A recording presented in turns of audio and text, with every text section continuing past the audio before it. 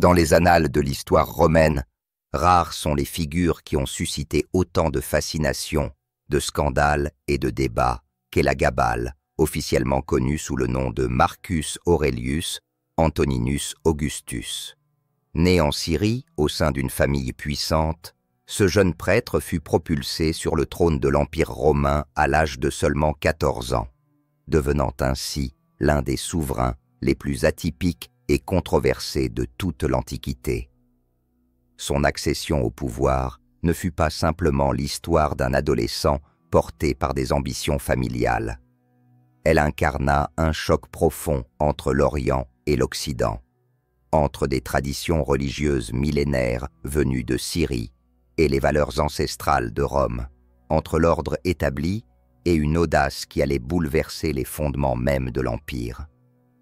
Pour comprendre l'importance de ce règne hors du commun, il faut d'abord saisir le contexte de l'époque.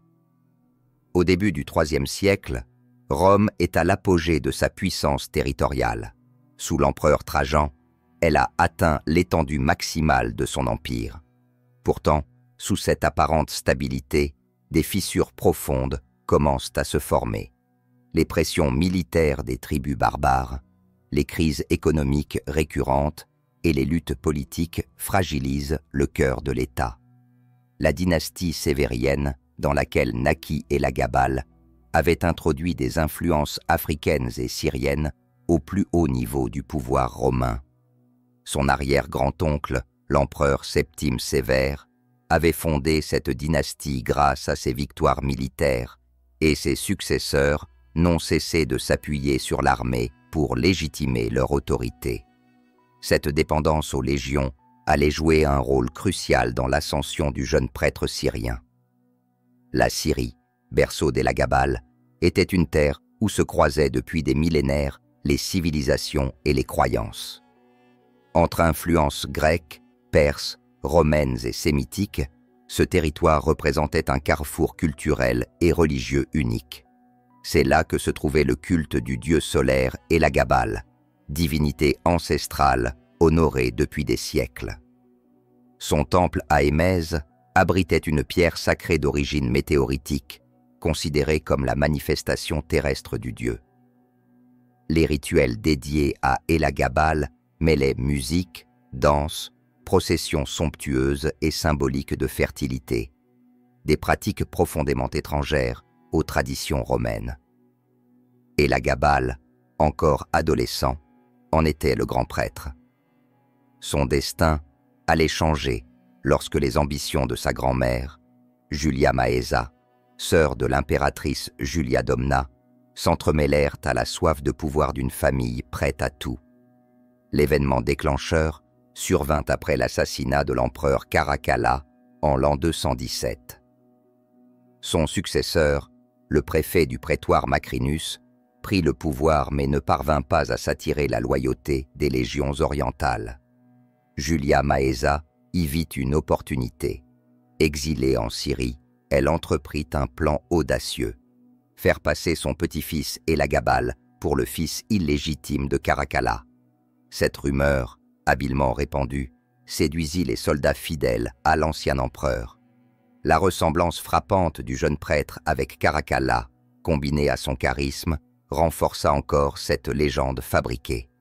En mai 218, dans le camp de la 3e légion Gallica près d'Émèse, Élagabale se présenta, vêtu de la pourpre impériale, et fut proclamé empereur. Les soldats, séduits par les promesses d'or et de privilèges, le reconnurent immédiatement comme leur chef. La révolte s'étendit rapidement dans tout l'Orient. Macrinus tenta de reprendre le contrôle, mais ses forces furent écrasées lors de la bataille d'Antioche en juin 218. Capturé alors qu'il tentait de fuir, il fut exécuté. À 14 ans seulement, Élagabale devenait maître de l'Empire romain, mais le véritable pouvoir restait entre les mains de Julia Maesa et de sa mère Julia Soaemias, qui l'avaient porté au sommet. Le jeune empereur entreprit alors un voyage solennel vers Rome, une procession qui dura plus d'1 an. Pendant ce temps, des rumeurs parvinrent dans la capitale au sujet de ses pratiques religieuses et de son mode de vie. Les Romains, déjà méfiants envers les influences orientales, furent troublés d'apprendre que leur nouvel empereur transportait la pierre noire sacrée d'Elagabal pour l'installer dans un nouveau temple sur le Palatin. À son arrivée en 219, Rome fut saisie de stupeur. Elagabal n'entra pas dans la ville en général romain victorieux, mais en prêtre syrien, vêtu de robes de soie éclatantes, couvert de bijoux et suivi d'une suite somptueuse rappelant les cours orientales. Avant de continuer plus loin, permettez-moi un instant, chers spectateurs. Si vous appréciez découvrir ces récits rares et fascinants sur l'histoire oubliée de Rome, je vous invite, avec tout le respect que je vous dois, à vous abonner à notre chaîne Historien Silencieux, à laisser un commentaire pour partager vos impressions et à aimer cette vidéo. Votre soutien nous aide énormément à continuer de faire revivre ces pages méconnues de l'histoire. Merci infiniment. Revenons maintenant au cœur du récit.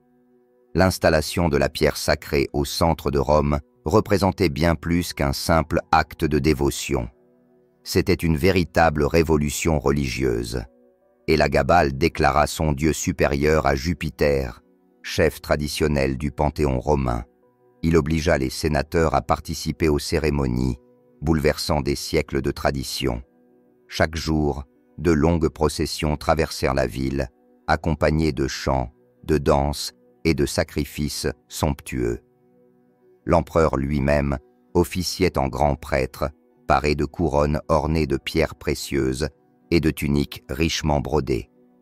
Ces pratiques heurtèrent de plein fouet la sensibilité romaine. Plus qu'un conflit religieux, c'était une lutte identitaire.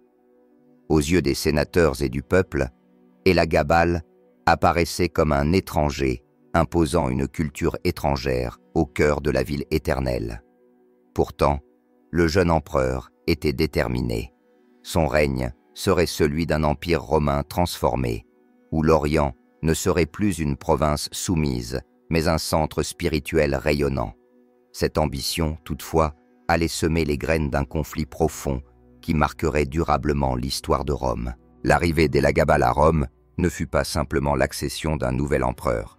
Ce fut le début d'une transformation radicale qui allait secouer les fondements de la société romaine. Pour les citoyens de la ville éternelle, habitués à un équilibre entre tradition ancestrale et culte impérial, les décisions du jeune souverain apparurent comme une provocation délibérée. Son installation de la pierre noire sacrée d'Elagabal au sommet du Palatin marqua le point de départ d'une révolution religieuse sans précédent. L'empereur proclama que le dieu Elagabal, divinité solaire vénérée en Syrie, surpassait tous les autres dieux romains, y compris Jupiter, maître du Panthéon. Cette déclaration ébranla les fondements mêmes de la religion d'État. Les prêtres traditionnels furent contraints de se soumettre aux nouveaux rites, et les temples les plus anciens perdirent leur primauté au profit de ce culte oriental. Chaque jour, des processions solennelles traversaient Rome. Des musiciens faisaient résonner leurs instruments, des danseurs vêtus de soie exécutaient des chorégraphies sacrées, et des animaux étaient sacrifiés devant la pierre sacrée, que l'empereur lui-même portait parfois sur son char cérémoniel. Ces rituels choquèrent profondément les élites romaines. Les sénateurs, contraints d'assister à ces cérémonies qu'ils jugeaient indignes, y voyaient une humiliation. Le peuple, curieux au départ, finit par se lasser des fêtes incessantes et des dépenses colossales qu'elles entraînaient. Les gladiateurs, les courses et les spectacles traditionnels furent remplacés par des célébrations religieuses complexes, où les chants syriens et les danses orientales semblaient étrangers à la culture romaine.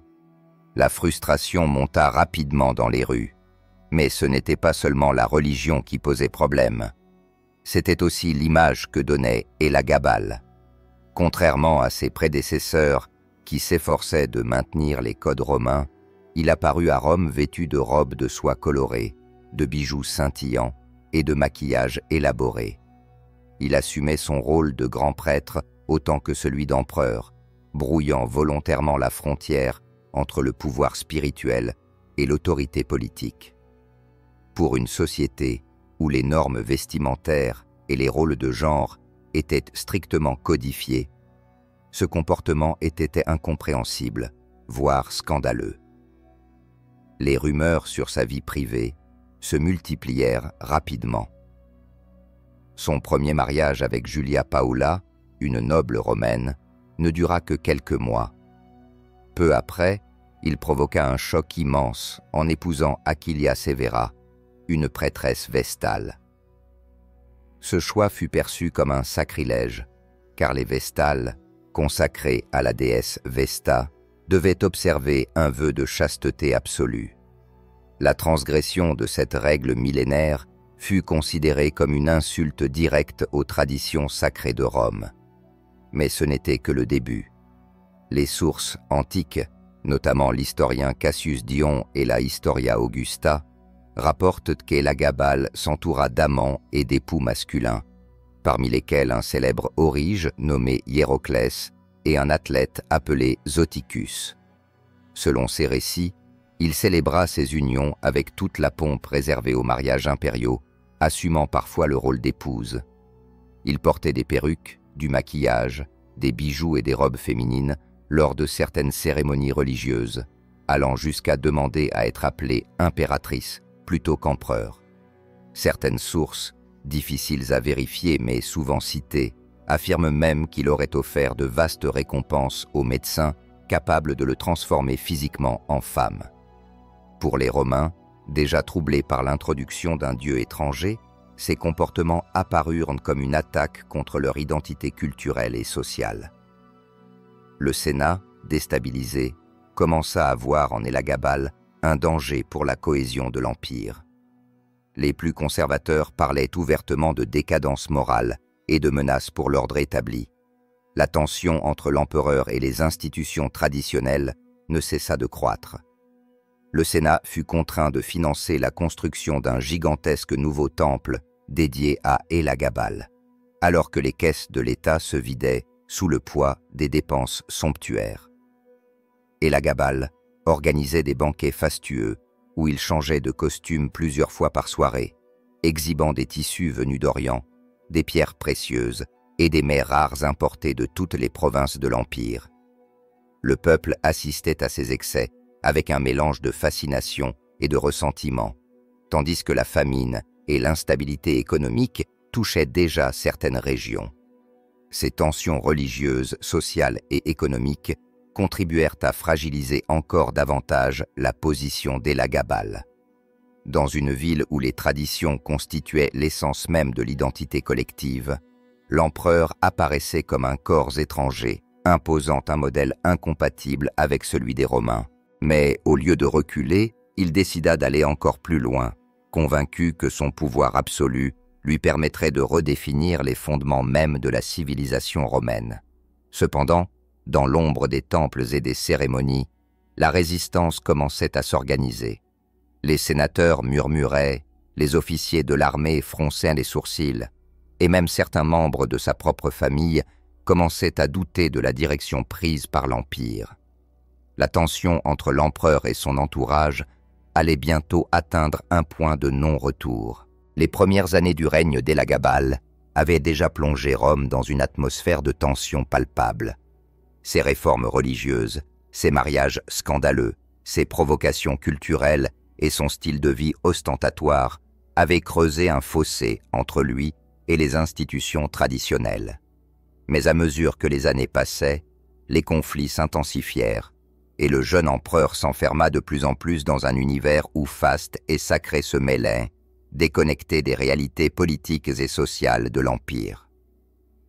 Le Sénat, cœur de l'autorité politique romaine, ne cachait plus son mécontentement. Contraints de participer au rituel en l'honneur du dieu Élagabale, les sénateurs, issus pour la plupart de familles patriciennes, profondément attachés aux anciennes divinités, y voyaient une humiliation insupportable. Élagabale exigeait leur présence à des cérémonies interminables, où il apparaissait vêtu de robes somptueuses, la tête couronnée d'or, portant la pierre noire sacrée comme symbole de sa puissance divine. Pour ces hommes attachés à Jupiter, Mars et Vesta, être forcés d'assister à ce culte oriental relevait de la profanation. La rupture entre l'empereur et les institutions fut aggravée par ses décisions politiques. Élagabal plaça des prêtres syriens à des postes clés, allant jusqu'à confier des responsabilités militaires à des hommes n'ayant aucune expérience du commandement. Cette marginalisation de l'élite romaine traditionnelle provoqua un profond ressentiment. Les généraux et officiers expérimentés se sentirent humiliés de voir leur autorité remise en cause par un adolescent perçu comme un prêtre étranger.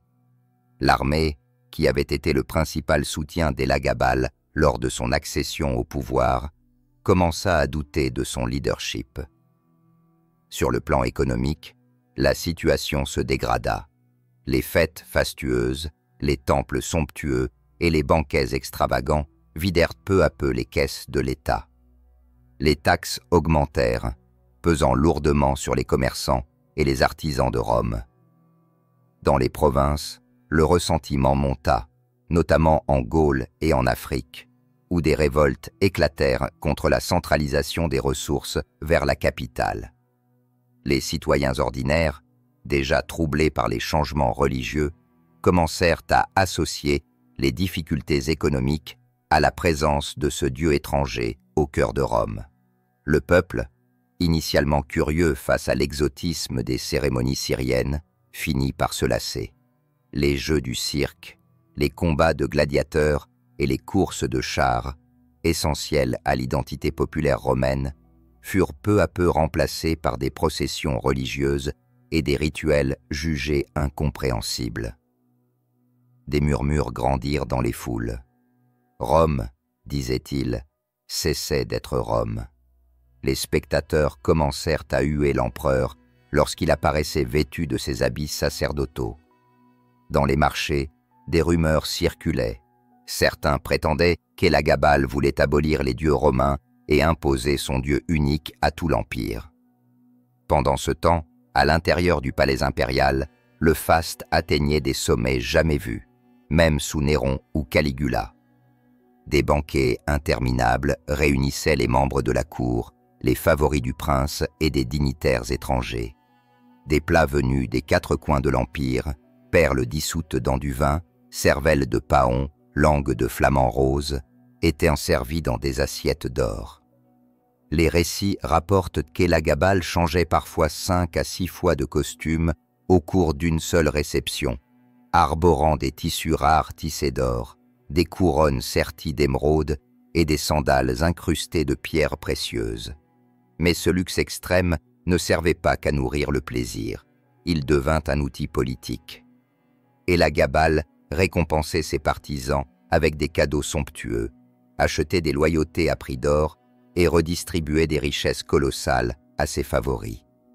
Cette stratégie, cependant, l'isolait encore davantage des sénateurs, des officiers et du peuple, qui voyaient dans ces excès la preuve d'une corruption profonde. La personnalité de l'empereur, décrite par les sources antiques, ajoutait à la controverse.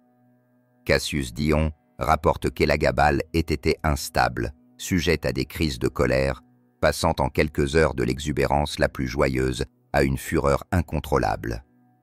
Il se montrait capricieux, exigeant des rituels de plus en plus longs et complexes, interrompant les affaires d'État pour ses célébrations religieuses. L'administration impériale commença à ralentir dangereusement. Les décisions politiques étaient retardées, les rapports militaires restaient sans réponse et les gouverneurs des provinces se plaignaient du manque de directives claires. Dans les provinces occidentales, en Hispanie et en Gaule, certains administrateurs commencèrent à désobéir ouvertement aux ordres venus de Rome. Les tensions religieuses se mêlèrent aux crises politiques locales. Dans certaines régions, des temples dédiés à Élagabal furent détruits par des foules en colère. La fracture entre l'élite romaine traditionnelle et les partisans syriens de l'empereur s'élargissait chaque jour. Cette situation instable donna naissance à des intrigues au sein même de la famille impériale. Julia Maesa, la grand-mère d'Élagabal, qui avait orchestré son arrivée au pouvoir, commença à s'inquiéter.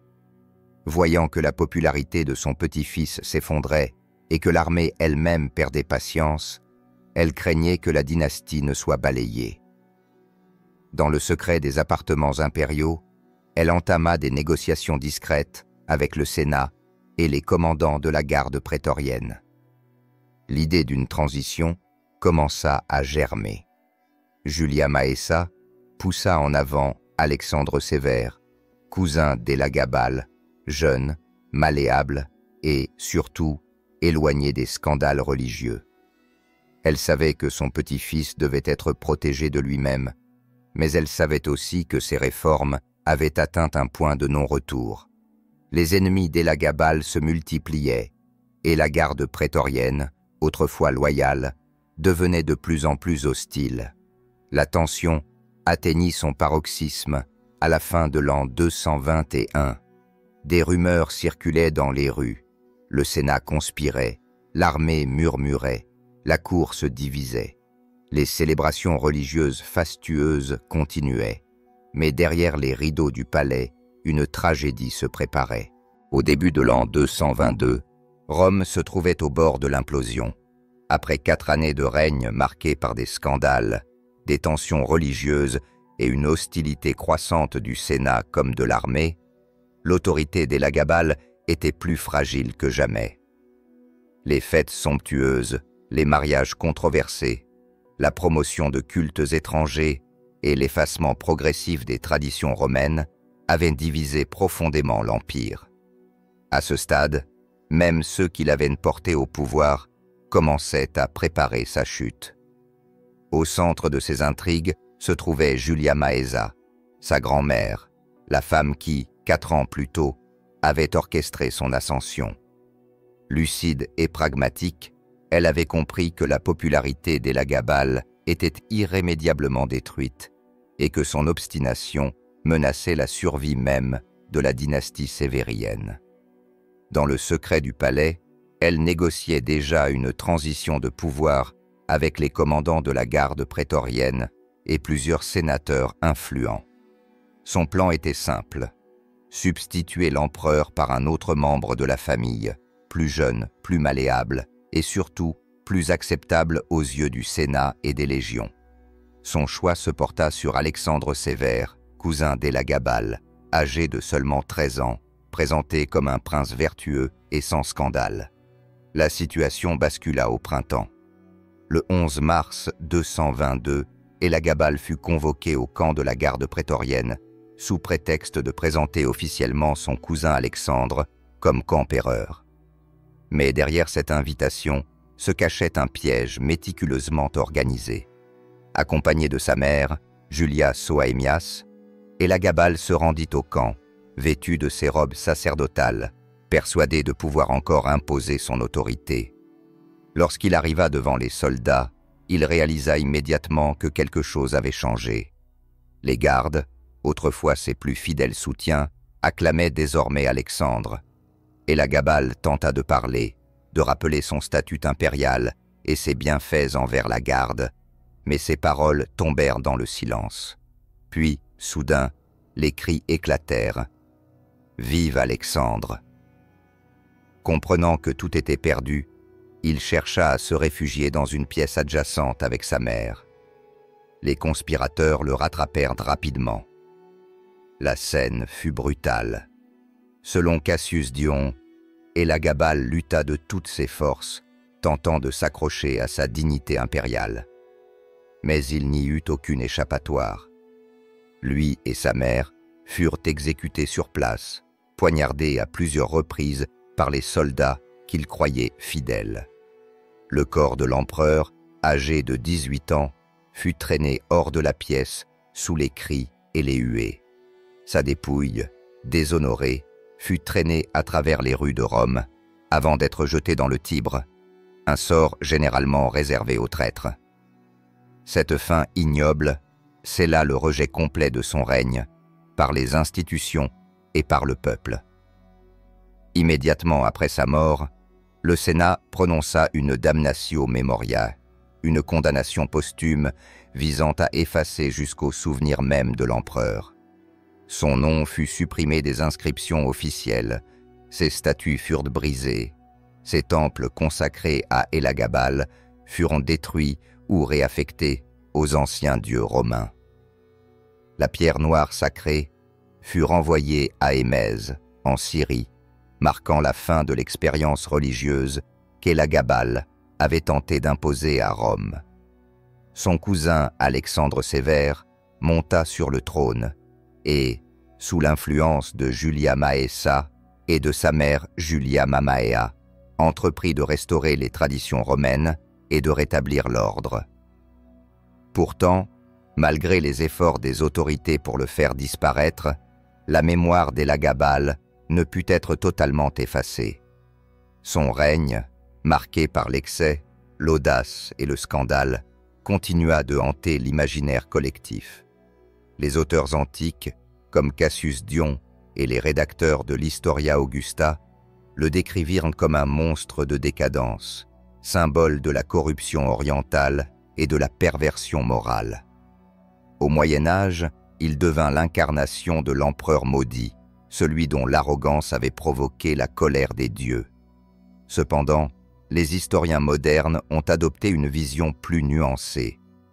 Ils soulignent que nos connaissances sur Elagabal proviennent presque exclusivement de sources hostiles, écrites par des sénateurs attachés à l'ordre traditionnel et peu enclins à accepter les influences venues d'Orient. Pour certains chercheurs, son projet religieux visait moins à provoquer qu'à unifier, en plaçant un dieu solaire universel au sommet du Panthéon. Dans ce contexte, sa tentative peut être vue comme l'une des premières expériences de syncrétisme religieux dans l'Empire romain, préfigurant certaines évolutions qui culmineront sous l'empereur Constantin un siècle plus tard. Son identité de genre et ses pratiques sexuelles, souvent exagérées dans les récits anciens, ont également été réinterprétées par les spécialistes contemporains. Plusieurs chercheurs estiment qu'Elagabal pourrait être l'un des premiers souverains dont le comportement témoigne d'une identité de genre fluide, assumant des rôles et des apparences traditionnellement féminins dans des contextes religieux précis.